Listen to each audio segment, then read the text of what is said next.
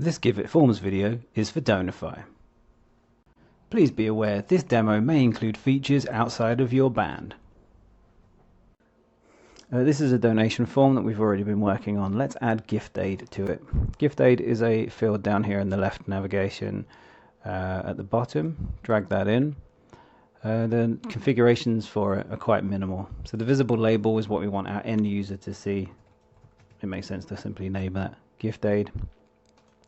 You don't need to supply any of the gift aid blurb or legal technicalities and so on. That's already baked into the field, so don't be tempted to put that into your sub label if you intend to use one.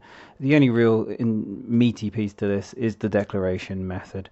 This has to map verbatim the declaration methods that you have specified over in your donor. That's what you've got. Gift aid is always a required field, so if you have it in your form, your user must engage with it.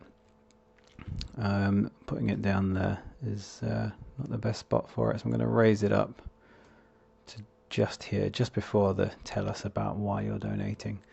Let's save the form and preview what that looks like. Yep, and there it is, just ahead of the tell us why you're donating today field, our entire gift aid field, which is comprised of two pieces of dynamically generated blurb, one of which being the technical legal small print, the other being the qualification for opting into gift aid. That carries a live calculation. Now, given that I haven't selected my amount yet, let's say £20 for my one-off, we'll see that that's telling me there would be a £5 boost onto this £20 donation were I to opt into gift aid. That's presented as a yes no, so the user has to engage with this. They have to either opt in or out of being eligible themselves for gift aid. So this doesn't change the eligibility of gift aid acceptance on the donation. That's a separate configuration in the donation compound field.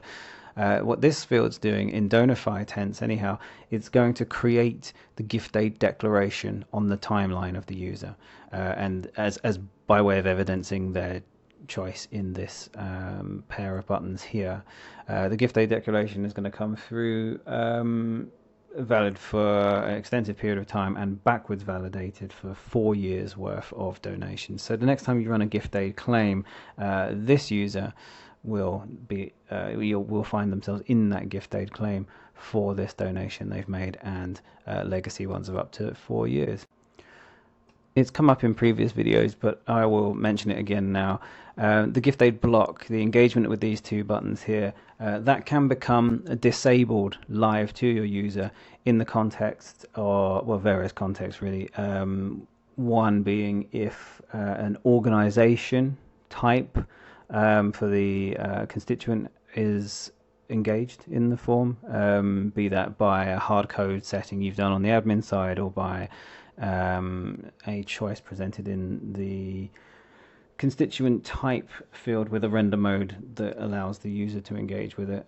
So your gift aid field under those circumstances becomes disabled, but still viewable here on the